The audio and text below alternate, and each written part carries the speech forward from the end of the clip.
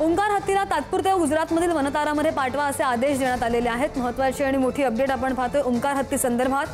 सिंधुदुर्ग कोल्हापूर जिल्हा सीमेवरील ओंकार हत्तीला तात्पुरत्या गुजरातमध्ये वनतारा सेंटरमध्ये पाठवा, तसंच उच्चस्तरीय चौकशी समिती नियुक्त करून पुढील कार्यवाही करा असे आदेश कोल्हापूर सर्किट बेंचच्या डिव्हिजनल बेंचने बुधवारी दिलेले आहेत। न्यायमूर्ती मकरंद कर्णिक आणि न्यायमूर्ती अजित यांनी हा निकाल दिलेला आहे।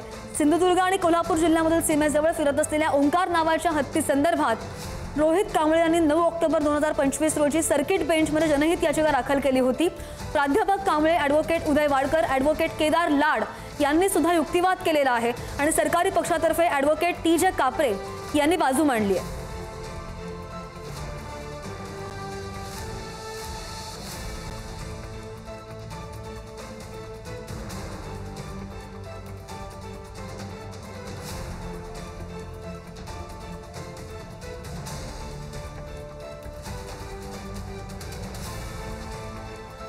सिंधुदुर्ग कोल्हापूर जिल्हा सीमेवरील ओंकार हत्तीला तात्पुरत्या गुजरातमधील वनतारा सेंटरमध्ये पाठवा, तसेच उच्चस्तरीय चौकशी नियुक्त करून पुढील कार्यवाही करा असे आदेश कोल्हापूर सर्किट बेंचच्या डिव्हिजनल बेंचने दिलेले आहेत। आणि या संदर्भात आणखी माहिती देण्याचे प्रतिनिधी उमेश यांच्याकडून। उमेश, निश्चितच सध्या ओंकार हत्तीला म्हणजे ओंकार हत्ती सध्या जो आहे तो सिंधुदुर्गमध्ये धुमाकूळ घालत आहे। कारण सिंधुदुर्गमध्ये भात शेतीचं नुकसान असेल किंवा अन्य जे बागायतदारांचं नुकसान आहे ते मोठ्या प्रमाणात झालं होतं आणि त्या दृष्टिकोनातून ओंकार हत्तीला वनतळामध्ये पाठवण्याचा निर्णय हा वन विभागाने घेतला होता, पण त्यानंतर त्याच्यावर ठोस भूमिका निर्णय झाली होती। पण आता जे कोल्हापूर खंडपीठ न्यायालयाने कोल्हापूर खंडपीठाने तात्पुरता वेग दिला होता आणि आता सध्या त्याला पाठवण्याची जी मोहीम आहे सुरू झालेली आहे। वन विभागाने त्याला हिरवा कंदील देखील दिला आहे, त्यामुळे आता लवकरात लवकर हा वनतळाच्या माध्यमातून तो वनतळाकडे जाईल आणि येथील नागरिकांना असेल शेतकऱ्यांना थोडासा दिलासा मिळेल असं एक म्हणावं लागेल। करून खूप चांगली एक महत्त्वाची घटना आपल्याला